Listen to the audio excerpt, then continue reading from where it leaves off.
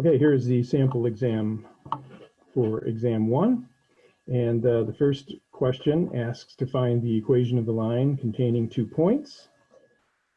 We take a peek at those 2 points, 1, 2, 3, -2, and 4, 5, 6, 7, 1, 2, 3. So by looking at this line, plotting the 2 points, 7, 3, and 3, -2, I can see that this line increases from left to right. So that means that the slope is positive. I can also see that the y-intercept is down here somewhere less than -2 anyway. All right, so now that I know what I'm looking for, the first thing I'm going to do is to calculate the slope. And so we'll take the difference in the y-coordinates and subtract the difference in the x-coordinates, and that becomes 5/4. Positive number, that checks, very good. We go up 5 and over 4, and there's our slope. All right, then we're going to use the point slope form because we now have the slope and we have a point. So y minus, I can choose either one of these points. Maybe I'll choose the point that has all positive coordinates. Y minus the y coordinate of 3 equals the slope, 5/4 times x minus 7. Now there's the equation of the line. And but they want us to put it in y equals mx plus b form, so there has to be a little bit of simplification here. So y minus 3 equals 5/4 x. You have to do a little fraction arithmetic and multiply 5/4 times -7, and that's -35/4. And we got to bring the 3 over, and with the denominator of 4, 3 becomes -12/4. -12/4 is equal to -3. So if we add 12/4 to both sides, then this number 12/4 plus 35/4 or minus 35/4 is -23/4. And so this is what I mean, it's messy fractions, but this is what I think the answer is. What I normally would do at this point is to check to make sure that both of these points work. So if x is 7, 35/4 minus 23/4 is 12/4, which is 3. So that point works. If x is 3, 15/4 minus 23/4 is -8/4, which is -2, and that point works as well. So here is the answer in y equals mx plus b format. In the next problem, I'm looking for a line that's parallel to this line here, 3x minus 7y equals 4, and has an x-intercept of 14. Another way to say that the x-intercept is 14 is that there's a point on the line you're looking for that has coordinates 14, 0. The strategy is this. I'm looking for a line that's parallel to this one. So if I can find the slope of this line, then I know the slope of the line I'm looking for is also the same as this, because parallel lines have the same slope. So the easiest way to find the slope is to solve the equation for y. So add 3x to both sides, or subtract 3x from both sides, and then divide by -7, everything. So you get y equals 3/7 x minus 4/7. Now, we had to do this only because we needed to know that the slope of this line is 3/7. That's important because the slope of the line we're looking for is also 3/7. So I've got a slope, I've got a point. I'm going to put the point in, y minus the y coordinate equals the slope times x minus the x coordinate. And so this simplifies to 3/7 x minus, if I multiply 3/7 by 14, the 14 will cancel the 7, leaving a 2. And then 2 times 3 is 6.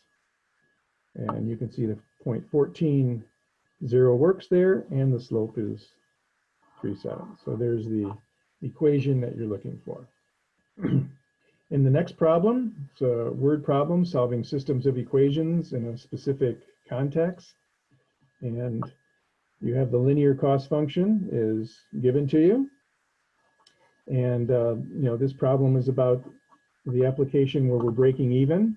So we want to graph the revenue function and graph the cost function and find that point where they intersect. They've given us the cost function, but they haven't given us the revenue function. But they do tell us that the items sell for $100. So it costs them $80 to produce each item, and then they're going to turn around and sell them for $100 each. So the revenue function is $100 times each unit produced, or each unit sold. So cost and revenue. All right. If you wanted the profit function, the profit is equal to revenue minus cost. So if we took the revenue function, 100x, and then subtracted the cost function, which is 80x plus 1800, then if you simplify 100 minus 80, and then you're going to subtract the 1800 as well. And so the profit function is this. So you can do all this up front, or they might ask you to do these things later on. So what is the cost? So we're going to be using the cost function to produce 250 of these items. So we're going to plug in 250 in for x, and then just evaluate this expression. Since you have the function, the cost function, you can evaluate how much it costs for any number of units.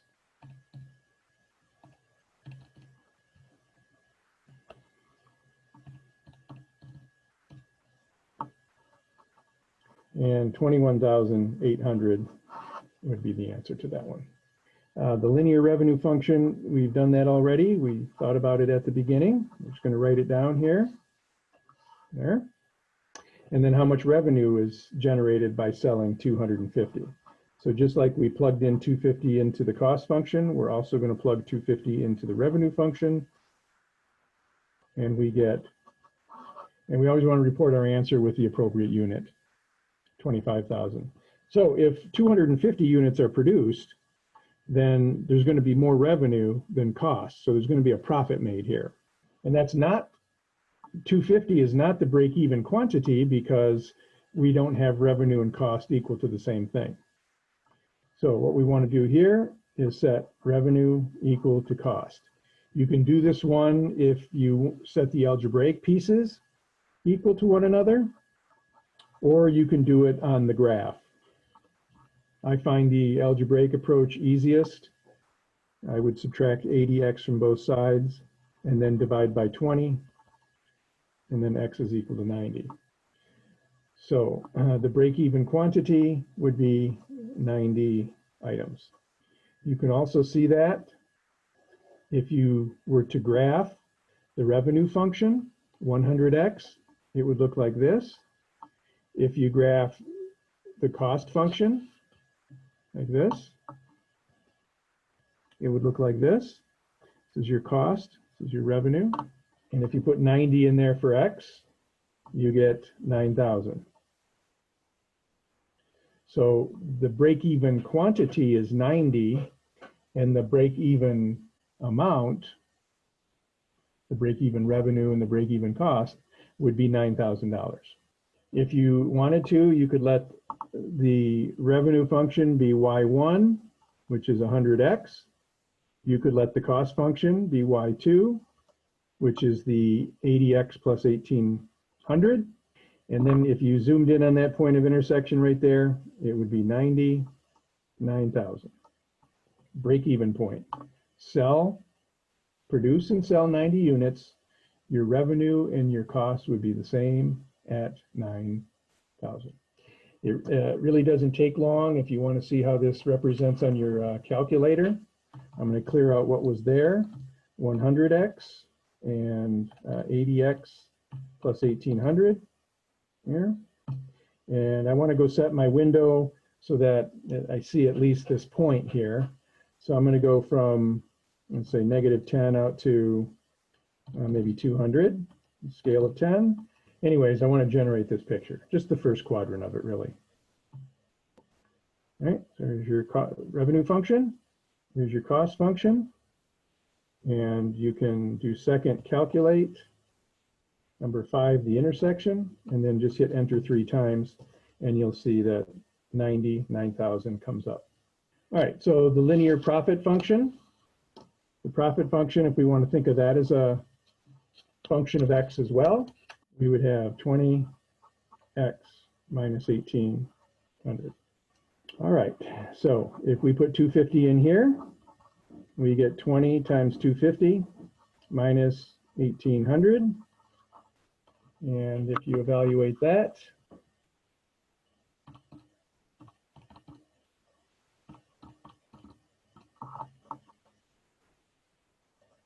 it looks like the profit's going to be 3,200. All right, so what you'll want to do when you're writing your answers like this is make sure that you attach, especially for word problems, you want to make sure that you write your answer in with the appropriate unit. So since we're talking about revenue and cost and profit, many of your answers should either be a dollar amount or it should be a number of items, but you should specify which is which. Okay, number 3, this is another application from economics. It's supply and demand, and kind of the general idea is we have this demand function coming in here like this, and we're going to assume that they're linear. They normally aren't linear, but, and then the supply function is going to be, you know, something like this. And this point right here is the equilibrium point. This axis right here is the price per unit, and dollar amount down there. And up on this axis here, that's the quantity. It's either the quantity demanded or the quantity supplied, one of the two. But the first coordinate is going to be the market price. So really all you need here is the x coordinate of that point, because that's all they ask for here. And I guess we would call this one the market quantity, the quantity at that price. But they don't ask for that. Equilibrium occurs where the demand is equal to the supply. So this is another one, just like our previous problem where we're trying to find the break-even point. But in this case, it's a different context in this case. Here, you're looking for the equilibrium point and not the break-even point. But the idea is still the same. You set demand, which is 32,000 minus 70p, equals supply, which is 10p plus 24,000. Now, the price that you come up with here should be, you know, rounded to the nearest penny in dollars and cents. If you add 70p to both sides, you're going to get 80p over on the right. And if you subtract 24,000 from both sides, you'll bring the 24,000 over here, and you'll end up with 8,000. So we'll divide by 80, and so P is equal to 100. So what they're saying is that if you want to achieve the point, the equilibrium point where supply and demand are the same, the price that you should charge is $100 per unit, whatever the unit is, whatever the item is.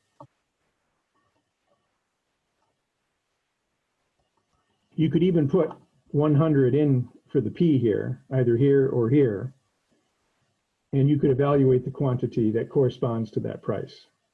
So for example, if you put 100 in here for P, you'd get 32,000 minus 7,000, and that would be 25,000 units, 25,000 units. So that point right there would be, oh, that's the price, isn't it? All right, so price comes second, and then the number of units, no, price comes first. 100 is the price, and the number of units, 25,000. So you can solve these algebraically, or you can solve them graphically. If you wanted to solve them graphically, see if you can see this. Here's the one equation, but instead of, you know, the Q's, our calculator, and P's, our calculator only understands X's and Y's. So if we were to type this in, this one becomes 32,000 minus 70x, and this one is 10x plus 24,000. And then we're looking for a graph that looks like this. We want to find the point of intersection. See, if I just hit graph here without addressing the window, then it's going to be unlikely that I see anything on this graph. One of the points that you want to make sure you see is the X value is 100. So maybe if you go out to 200 on the price and up to 50,000 on the quantity, you'll see everything. So let me show you what I mean here. If we go from 0 to 200, that should be fine. That's the price. But we need to go up a little bit higher. We need to go up, the point of intersection is at 25,000. So if we go up to 50,000, we should see 25,000, right? I'll just jump by 10,000. All right, so now when I see graph, you actually will see there's the demand function, there's the supply function. And so if we calculate the intersection, what you're going to see is the 125,000. So same point down here, solving graphically, solving algebraically. Okay, so the next problem deals with linear regression. So what it looks like, all right, so this is the age of cows. And you can see this cow is 2 years old, 4 years old, so on. And so what they did is they tracked the ages of these cows, and then they looked at their milk production in gallons per week. So these young cows here were putting out 34 gallons of milk every week. You can see as the cows get older, 10 years old, it looks like this younger cow over here put out a lot more milk than this older cow. So the idea here is to, look at this scatter plot. Notice it's probably going to have a downward trend as the age increases, the milk production decreases. So the trend would look like this. All right. So this first problem is to, just take a couple of these points, 234 and 635.1, this one. So just take two of the points in the scatter plot and find the equation of the line that contains the 2 points. So that's what they're asking you to do.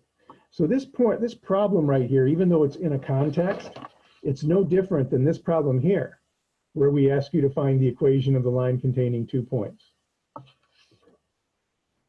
We first find the slope. The numbers are a little messier. I'm going to subtract the y coordinates,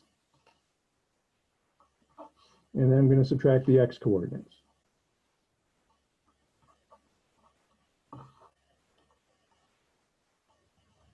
All right, so I'm already suspect about this slope because I see this slope as a positive number. And I know if the slope is a positive number, the trend will be an increasing trend. As x increases, y increase. And I know that that is not what my trend is. Okay, so the point here is just do not just choose any old 2 points to calculate your line. In fact, our calculator is going to calculate the line of best fit. All right, so now I'm going to take y minus 34 is equal to 0.275 times x minus 2. So I'm once again using the point slope form. Working this out, I get 0.275x. If I multiply 2 times this, I'm going to get 0.55. All right, the next thing I'm going to do is I'm going to go ahead and enter in all the data values because I want to make sure I have a good line if I'm going to make a prediction. And I'm pretty sure that this one is not a good line because it has a positive slope and it's upward sloping, and I know that the trend is downward sloping. These cows, as they get older, they don't produce as much milk. So we're going to go to Stat and Edit. So first the x values, and then I'm going to put in the milk production values. And then I'm going to go take a look at my data points just to make sure that I didn't make any errors as I typed everything in. One little misplaced decimal will really throw this off. All right, I got them okay. And now I'm going to, clear those equations out, and zoom 9 will give me the, oops, I got to turn on the plot first. Scatter plot, L1, L2, and then zoom 9. All right, so there it is. You can see it's a downward trend. And now I'm going to go enter in our equation. And then you'll be able to see that this is or is not a good fit, 0.55. So this is actually going to be 0.275 x plus 33.45, and then graph.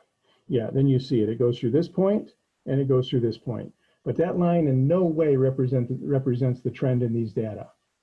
So you know that that's not a good line of best fit. Okay, so no, the slope is positive, which suggests an upward trend. And we know that the trend is downward. And that is, as cows age, they don't produce as much milk. All right, so then it says find the calculator in the least squares regression line to find the least squares regression line. Okay, so we know that this line is not a good one, so we're going to clear it out. And then stat, calculate. We're going to go down to linear regression. And here is the equation. Y equals negative 0.715 x plus 37.262. So we're rounding these coefficients to 3 decimal places, as suggested. And notice that our slope is negative, which represents our trend. So now I'm going to go enter in negative 0.715x plus 37.262. And then graph the two, and you can see that this is a much better trend line. It's kind of going right through the heart of the points. Half of the points are above the line, half of the points are below the line. So a fairly decent line of best fit. Okay, so the meaning, there's the slope. So the next thing, you're always going to be asked to interpret the meaning of that slope. And in order to interpret the meaning of the slope, you have to have a value in the numerator and a value in the denominator. So the number on the top is the y coordinates, which means weekly milk production. And the number in the bottom is age in years. The weekly milk production is in gallons per week, is the unit there. As soon as you write down the units of the numerator and denominator of the slope, and even if the slope doesn't have a denominator, put 1 as the denominator. And then you can say something like this: as the age increases by 1, the weekly milk production decreases because of the negative sign by 0.718 gallons per week. As cows age 1 year, their weekly milk production decreases by 0.715 gallons per week.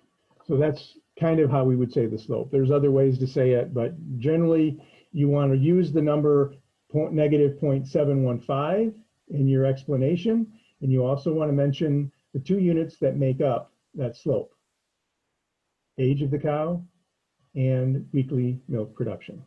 Okay.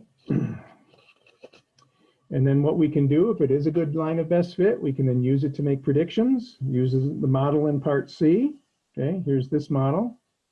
By this model, they mean the equation of the line of best fit to predict the age of the cows. So we're going to predict X if Y equals 30 gallons of milk per week.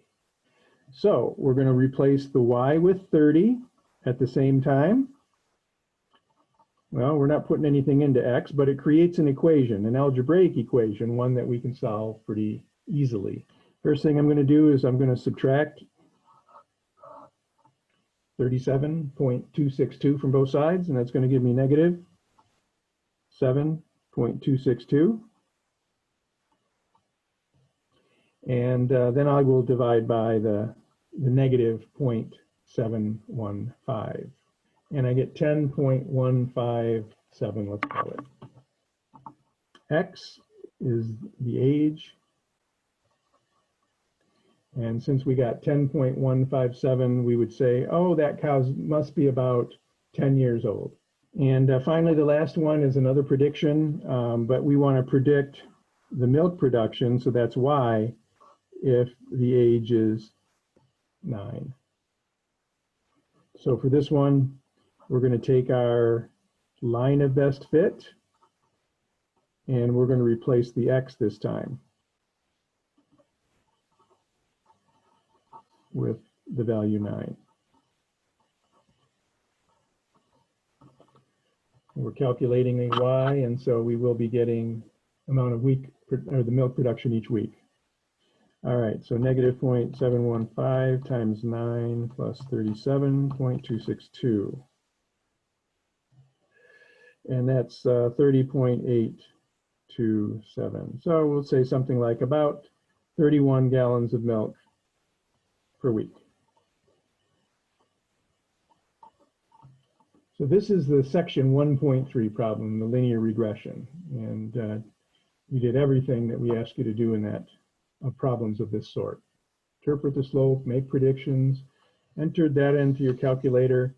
All right, so here are some problems that, we just did problems like this. And I will remind you that you can do a lot of these with the calculator. But I will do them all by hand, and then I'll let you check them by calculator. C squared, here's C, it's 5 times 6, or 5, 6, negative 4, 3. So we're multiplying those two matrices together. This one involves all numbers, so if you want, you could just type it into your calculator, C times C. Remember that we're going to multiply the rows times the columns, rows times the columns. We have 2 rows and 2 columns. 2 times 2 is 4. We're going to have 4 different entries. All right, so 5 times 5 is 25. 6 times negative 4 is negative 24. So that's what goes in the very first slot. Next one, 5 times 6 is 30. 6 times 3 is 18. Add those together, and that goes in the second spot. Then we jump down to the second row. Negative 4 times 5 is negative 20. 3 times negative 4 is negative 12. You can just see why there's so many opportunities for error here with all these calculations that you have to do. Negative 4 times 6, negative 24. 3 times 3 is 9. All right, so add those together, 1. Add those together, negative 32. Add those together, 48. And add those together, negative 15. So there is the answer to this one. Of course, I could have made a mistake, so I always check this with the calculator. It doesn't take long. You just have to enter in your matrix. I'm going to type in matrix C, and it is a 2 by 2 matrix.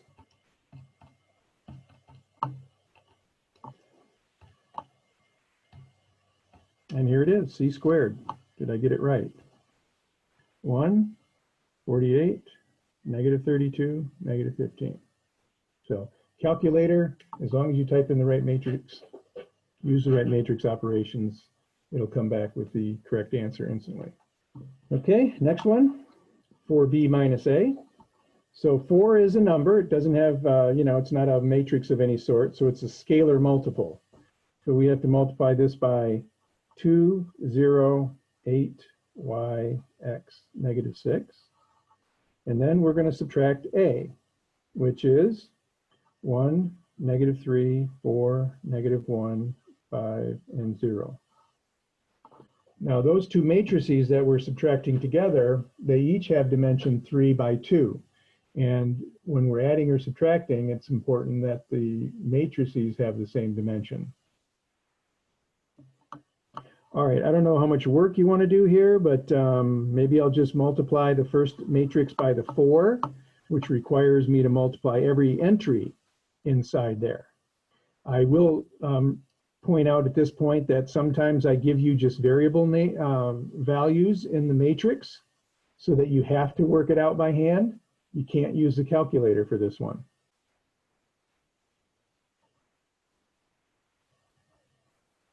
So 4 times y, algebraically, just do that operation and call it 4y. Same thing down here, 5x, oops, 4x, and negative 24. So that's if you multiply 4 by all of this stuff.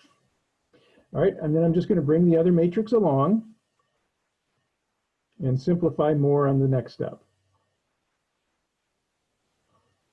All right, so I have 8 minus 1. If I look at the first components, the first row, first column, and then 0 minus negative 3, and then 32 minus 4, and then 4y minus negative 1, 4x minus 5, and then negative 24 minus 0. All right, well, after all of that, simplifying, looks like you get some numbers down here, 4x minus 5. It turns out that your calculator will give you, if it does give you anything, it's going to give you all correct entries, except those that involve variables. So if you wanted to check this on the calculator and you just put in x and y for matrix B, it would give you the correct 7 and 3 and 28 and negative 24. What it wouldn't give you correctly are these x and y terms. All right, so for BC, I'm going to do that one up here. Here's my matrix B.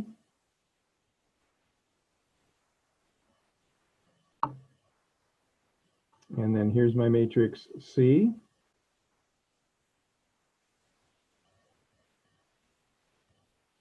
And I want to multiply those together. Again, this is one where the one matrix contains x's and y's, so there's no way that we can use the calculator to get the entire answer correct. All right, so this is a 3 by 2 matrix, and this is a 2 by 2 matrix. The middle numbers match, so that means we can actually carry this out. And the outside numbers are 3 and 2, so we're going to end up with a 3 by 2 matrix. So I will make space for all of those entries.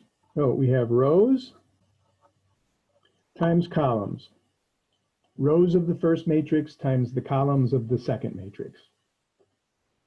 All right, so this one is a long one, but I take 2 times 5, and then I take 0 times negative 4, and I add them together. Over here, I take 2 times 6, 2 times 6, and 0 times 3, and then add them together. Some of these you can do in your head. I'm writing them out so that if you want to know how these calculations were found, you can see it later. For the second row here, I'm going to use the second row here. So 8 times 5 is 40. Y times 6 is 6y, and then we add them together. And then we jump over to the second column. 8 times 6 is 48. 3 times y is 3y, and then we add them together. And then we jump down to the last row. X times 5 is 5x. Negative 6 times negative 4 is positive 24. And then finally here, x times 6 is 6x. And negative 6 times 3 is negative 18. And then we add them together. All right, so this is pretty much the answer matrix. I can't simplify these 4 entries at all. This one I can. This is 10 up here. And this one I can. This is 12 here. So 10, 12, and then the rest of this. All right, so D is 3 by 3. And A is 3 by 2. So this is another one where the middle terms match up, so we can multiply. And then the answer matrix is a 3 by 2. So it's similar to the first one. Now, for this one, I probably would use the calculator because D consists of all number entries and A consists of all number entries. Plus, I see that here I'm multiplying A times D. So I'm actually using both matrix A and D in both of those last 2 problems. The difference here is if A is 3 by 2 and D is 3 by 3, then the middle numbers will not match. And since the middle numbers do not match, for this one right here, we can't do it. And you'll be able to see that if you try to multiply them on your calculator. You'll get that dimension error. Okay, man, this is hard to without having them written right next to one another. But if we wanted to do D times A, we would have to take matrix D, and then we're going to multiply that by matrix A. It's always that we multiply the rows of the first matrix by the columns of the second matrix. You notice the rows of the first matrix are the same number as the column entries of the second matrix, so it's going to make this multiplication possible. All right, this one's even longer. -2 times 1, 0 times 4, and 1 times 5. And then we're going to add them all together. Over here, -2 times -3, plus 0 times -1, plus 1 times 0. All right, then we bump them down to the second row, and then we have -1 times 1, and 3 times 4, and 0 times 5. And then we'll add them all together. -1 times -3, 3 times -1, and then 0 times 0. 0 times 1, -1 times 4, and 4 times 5. Add them all together. And finally, 0 times -3, -1 times -1, and 4 times 0. And add them all together. Wow. This is why we do it by calculator. Because this is, if you just count the arithmetic operations, 1, 2, 3, 4, 5, 6, 7, 8, 24 different calculations here, and we're not done because we've got to add all these together. So you've got 5 minus 2, you have 6, 0, -1, this is 11, 0, -3 and +3 is 0, -4 and 20, I guess that's 16, and this one here is 1. So when you add all those numbers together and simplify, this is what you get.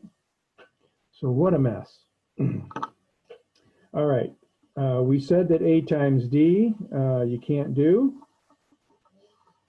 because if you write down these two matrices in the opposite order, this is the one where we say 3 by 2, 3 by 3, and we note that the middle numbers here do not match. We have a dimension mismatch. All right, I do want to check these with the calculator just because it doesn't take a whole lot of time, but in this case I have to enter both matrix D and matrix A. So I'm going to go into the matrix menu and edit matrix A, and that's the 3 by 2. And then we have 1, -3, 4, -1, and 5, 0. And then for D, that is a 3 by 3 matrix. And we have -2, 0, 1, -1, 3, and 0, and 0, -1, and 4. So if I multiply A times D, when we did it by hand, we said we can't do it. And there you see the dimension mismatch. And then when we switch them around and go matrix D times matrix A, hopefully we'll get my answer matrix over here. 3, 6, 11, 0, 16, 1. So always check with the calculator, even though you don't have to. When you do these by hand, there's so many calculations that it's very easy just to get one of those calculations incorrect. So always check. Okay, the next one involves, I want you to just walk through a row operation. And I know that there was another one back over here where I asked you to do all the row operations, but usually this is the extra credit problem because it's just very tedious. All right, so here's row 1, row 2, and row 3 of this matrix. I'm going to multiply row 1 by -3. Here are the numbers of row 1. So if I multiply each of those by -3, I'm going to get -3, -27, 6, and -15. Let's multiply row 1 by -3. Then I'm going to add row 2. Now I'm not multiplying row 2 by a number, so I'm just going to bring row 2 over.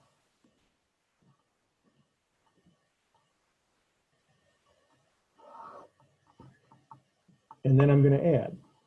If I add, I'm going to get -3R1 plus R2. And if I add over here, I'm going to get 0, -31, 7, and -12. Now this operation, we're not done with it. It says that whatever you get when you add -3R1 plus R2, you're going to put it back into R2.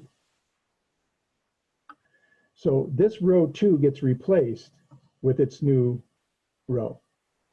Everything else stays the same. So row 1 will stay the same. If we wanted to change something about row 1, we would have to do a different row operation. Row 3 is going to stay the same. But what changes is row 2. And row 2 changes based on that row operation that we just did. So perform the indicated row operation. We did that here. And then write down the resulting matrix. Everything's the same, except in one row operation, one row will change. And the only row that changed this time was row 2. This is an appropriate row operation because in our first step, we want to put a 0 there. And notice we did get a 0 there. All right, here's another word problem. I think, yeah, so this could have been in those problems where we were solving a system of equations. And so you've got these 600, 700-pound horses that need a particular diet. And we know what diets through testing are best for horses like these that weigh this amount. They need 33, okay. I'm going to create a table here. Calcium. And over here we have total 33 grams of calcium total, and phosphorus, 21.0 grams of phosphorus per day for a healthy diet. And then we have this other stuff. We have rolled oats, provide 41.41 grams of calcium per pound and 1.95 grams of phosphorus per pound. I'm just trying to create a grid so I can just enter in all these numbers and hopefully I can write some equations based on this. All right, what else do we have? All right, so we have molasses, so that's the last thing. Good, the horses get rolled oats and molasses. Yummy. 3.35 of grams. Did I put this in the right way? Calcium, rolled oats, molasses. 3.35 grams of calcium, yeah, per pound of rolled oats, and 0.36 grams per pound of phosphorus. All right, so then it asks how many pounds each of rolled oats and molasses should the farmer feed the yearling in order to meet the requirements. So we're going to say X is the number of rolled oats in pounds, and Y is the number of pounds of molasses. And then we have the rates right here. So if you take X pounds and multiply it by grams per pound, the pounds would cancel out and you'd be left with grams. And so if we just write an equation using these two rows, we will have every unit in each equation being grams, hence be meaningful. So 0.41x plus 3.35y equals 33. And the second one, 1.95x plus 0.36y equals 21. Now this is a normal system of equations. You can solve it using one of your favorite algebraic techniques. Or what I'm going to do is I'm going to create an augmented matrix and put this matrix through RREF. And once I put it through RREF, it will give me this answer matrix 1001 with the answers being here and here. Number of pounds of rolled oats, number of pounds of molasses.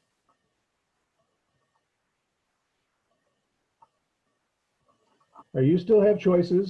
Probably I always choose the easiest one. And for me, the easiest one is the RREF matrix method. We call it Gauss-Jordan, although the calculator's doing all the row operations behind the scene. All right, so I'm going to go back to matrix, edit matrix A, and we want a 2x3 matrix. And we're going to enter in all these coefficients.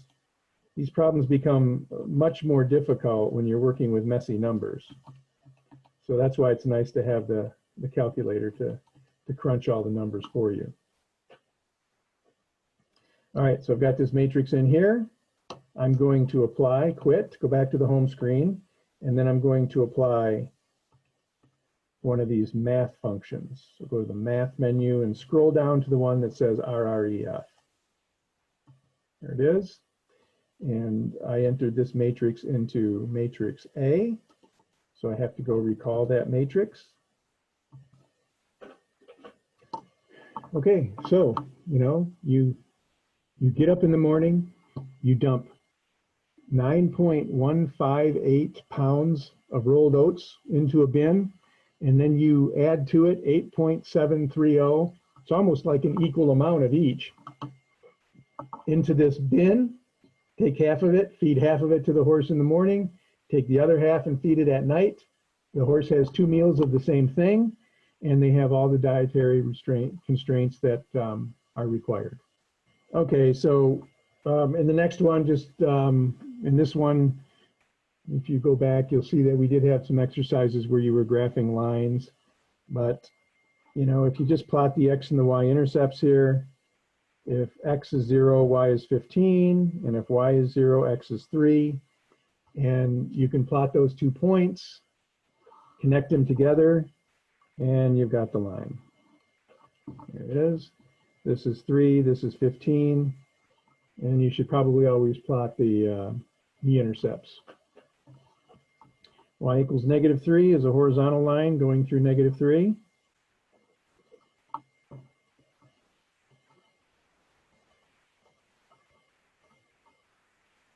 And then this one here, if x is 0, y is 0, so you have 1 point that works on there.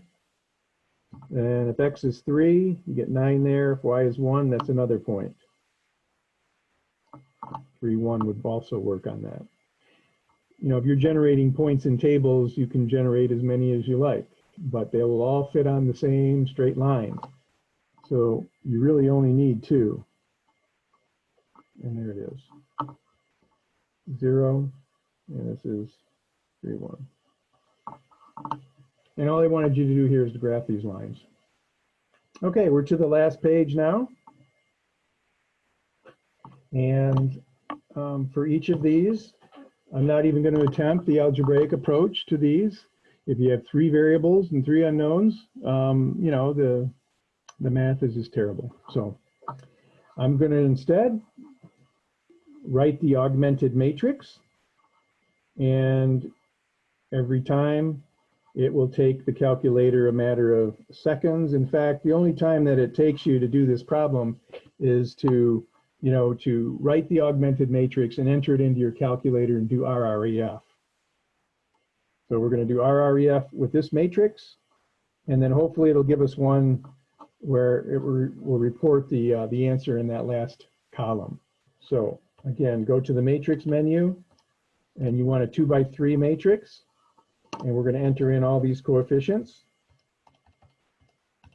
Doesn't take very long to do it. You do want to make sure that all the numbers are correct. And as soon as they're all correct, I'm going to do second enter to bring back RREF. It's quicker to find RREF of A that way than it is to go back and search all the menus for what you need. And there you have it, 43, negative 16. All right, so you should always indicate the answer. This matrix is not the answer. If you just give me the matrix, then you're telling me that, hey, look at my matrix and tell me what the answer is, right? So you have to go that one step further and say, oh, the answer is this. Then you should check it. You should put 43 in for X, the same time you put negative 16 in for Y, and make sure both of those are correct. For part B, you may want to put these in, X, Y, Z, right-hand side format first. So, for example, we have negative 8X. There is no Y, so 0Y plus 3Z equals 37. And if you write the equations in this way, where the X comes first, and then the Y, and then the Z, then you can write the augmented matrix much more easily. So in the second equation, there's no X, negative 6Y, but then I have to take this 5Z over to the left. And when it comes over to the left, it's going to be negative 5Z because I have to subtract 5Z from both sides. And then we have a 15. And the last one, negative 9X. Notice I'm just rearranging each equation to line up the X's. Now it's going to be plus 4Y here because negative 4Y appears on the right. So if I add 4Y to both sides, it'll be positive 4Y on the left. 7Z is hanging out over there, positive. Sometimes I cross my Z's because my Z's look like 2's. And then the number hanging out over there is 29. So if it's in this form, then it's much easier to write your augmented matrix and enter it into your calculator. And all the negatives correct, got the zeros where they need to be.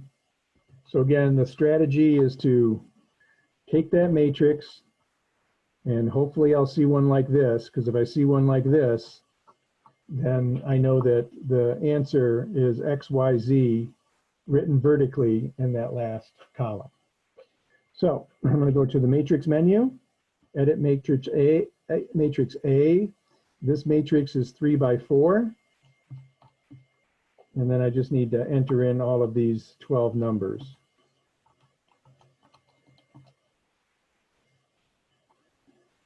Sometimes I can see it a little better if I just type it to my home screen than I can in the matrix menu. So I'll look at my matrix on the home screen instead of matrix menu. Okay, I think we're good. Recall RREF, and we have negative 8, 5, and negative 9. So the answer is now an ordered triple, and the answer is negative 8, 5, negative 9. All right, so the next two we're just going to do in the same way. So I'm not going to spend as much time on these, but I will write the augmented matrix and make sure that everything is in the correct order. It looks like everything is set up okay for these. All the X's are in the same beginning. All right, so 2, 5, 6, 15, negative 3, negative 1, 2, and 1, 1, 9, 14, and 31. So into the matrix menu, it's going to be another 3 by 4, and I'm going to enter in these 12 numbers.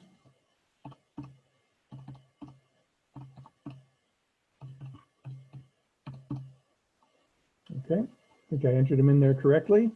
I'm going to do RREF on that matrix again. Okay, now I can see from the bottom that we're going to have these zeros down here. And this one I might want to convert to a fraction just so I can see the fractions. It might allow me to put the numbers on here a little better. So this is going to be one of those strange cases. We have 1, 0, negative 16 thirteenths, 0, 1, 22 over 13, And then I got to scroll over to see the rest. Negative 20 over 13, 47 over 13, and 0. All right, so this is what I have when I did RREF, converted this matrix to reduced row echelon form. The first thing I want to do is, if you're not paying attention, then you just might write these three numbers down, but these three numbers are not the solution. They may be one solution, but they're not the solution. So for this one, we get 0 equals 0, so we have an infinite number of solutions. So we want to be able to say what the nature of those solutions are. So we're going to start with the first equation, and we're going to write x plus 0y minus 16/13 z equals negative 20 over 13. Well, if we add 16/13 z to both sides, we get x equals 16/13 z minus 20/13. The second equation, remember this is the x column, this is the y column, this is the z column, and the right-hand side.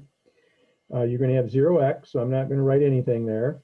And then 1y plus 22 over 13 z equals 47 over 13. And then if I subtract 22/13 from both sides, I'm going to get 47/13 minus 22/13. All right, so I have my x as an equation. I have my y as an equation, and z is going to be the parameter. So our x, y, z ordered triple, the general solution will be, here's your x coordinate,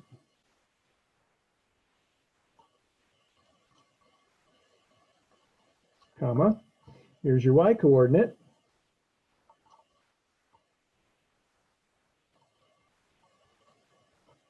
and then the z coordinate is just z. Z is the parameter. So this is the hardest of the grouping, because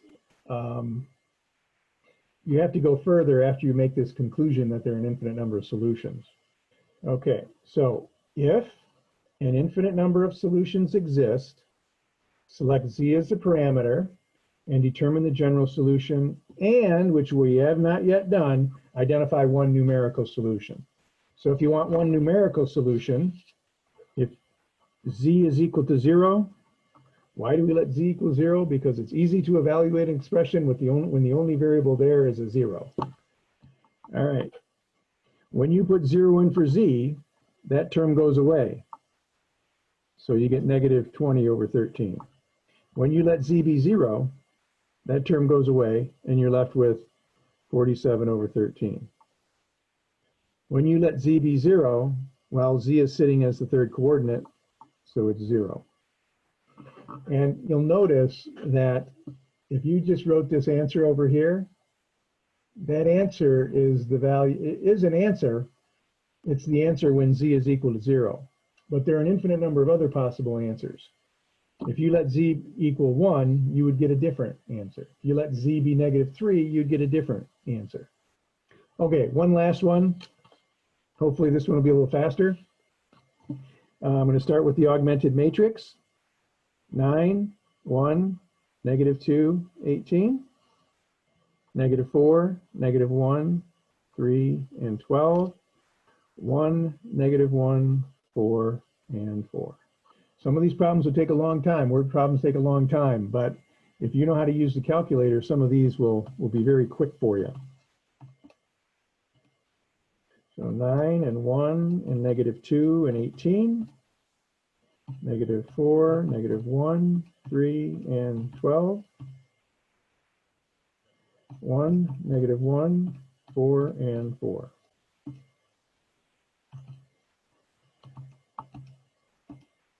Okay, now here's one where you can really go south. You can really go wrong. If you think the answer is 0, 0, 1, you can see immediately just by looking in any one of these equations that 0, 0, 1 is a point that will not work in any of those equations. Right, but this is another one where you look at the last row and you get 0x plus 0y plus 0z equals 1, or 0 equals 1. And that's a contradiction. This is the one where we have to say inconsistent. And that means no solutions. All right, we're at the last problem. This is going to take a while because I've got to do 6 different row operations. So you might not want to hang for this. By the way, I mean, we do know how to do this. And so let me just give you the answer, and then we'll take a look at the row operations if you want to stick around and see that. Okay, so matrix again. And I'm going to enter in 4, 1, 0, 6. And -2, -1, 1, and -1. And 1, 0, -3, -8. All right, there it is, 1, 2, 3. So we know the answer is XYZ equals 1, 2, 3. But the purpose of this problem was not just to get the answer. The purpose of this problem was to use the row operations to convert, using Gauss-Jordan, the original matrix into the reduced row echelon form. So here are the order that I'm going to do these. The first thing I want to do is to get a 1 right here. So that's step number 1. And then I want to put a 0 here. Then I want to put a 0 here.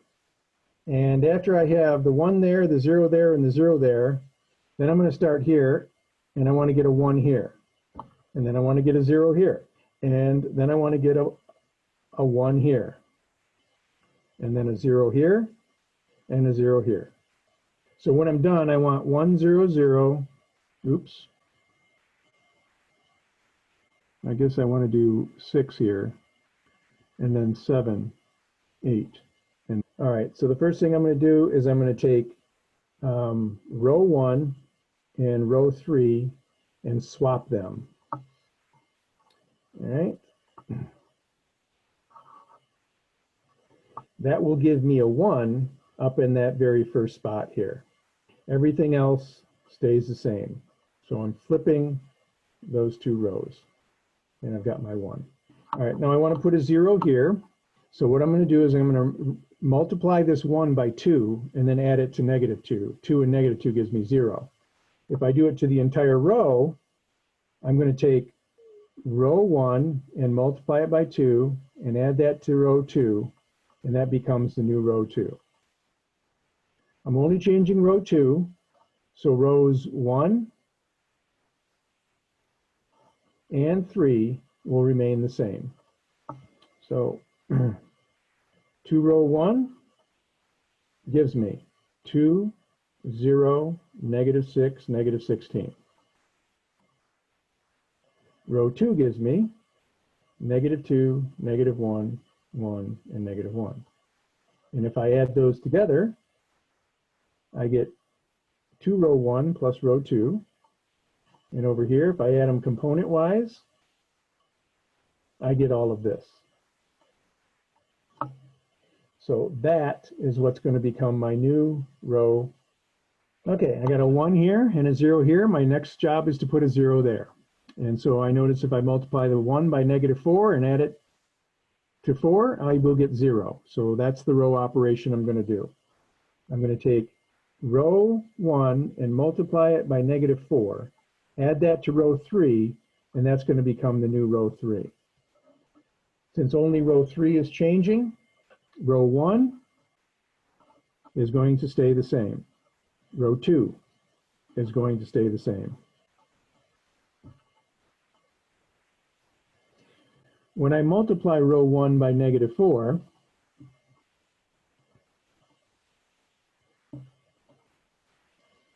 I'm going to get -4, 0, 12, and 32. If I add that to row 3, row 3 is 4106. And then if I add those two, -4R1 plus R3, 0, 1, 12, and 38. This becomes the new row 3.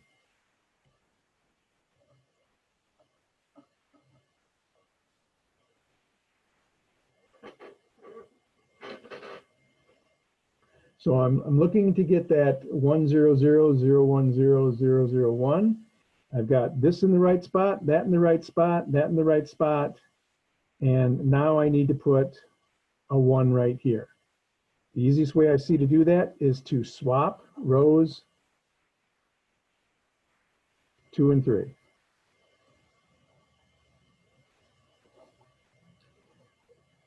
Row 1 is unchanged by that row operation, but now I'm going to put what was row 3, I'm going to make it row 2, and what was row 2, I'm going to make it row 3.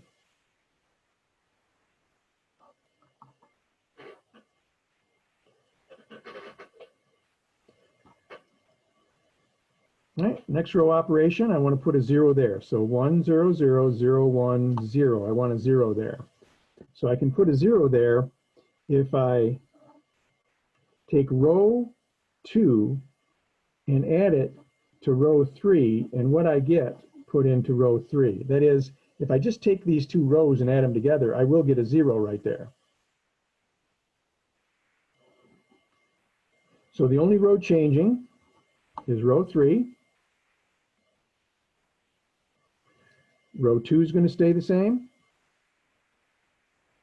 and row 1 is going to stay the same. If I add these two together, I get 0. If I add these two together, I get 0. If I add these two together, I get 7. And if I add these two together, I get 21.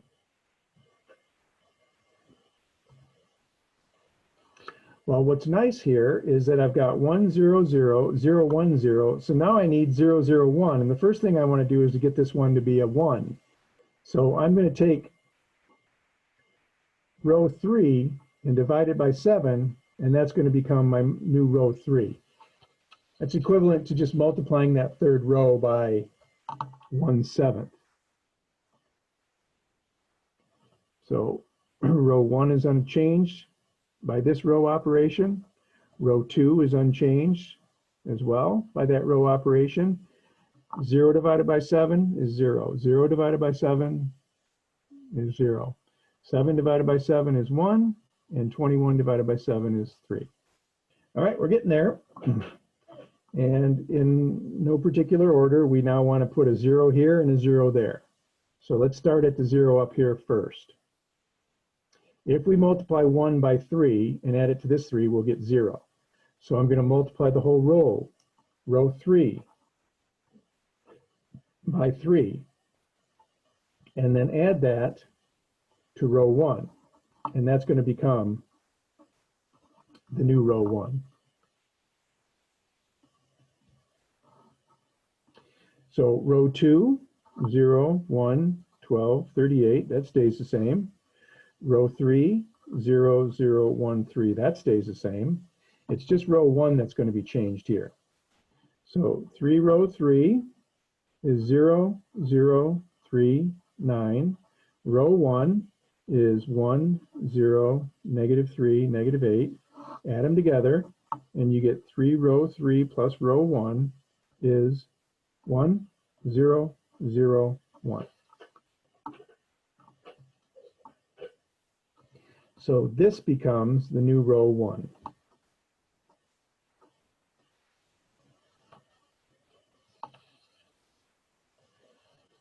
And the last thing we need to do is to get a 0 right there.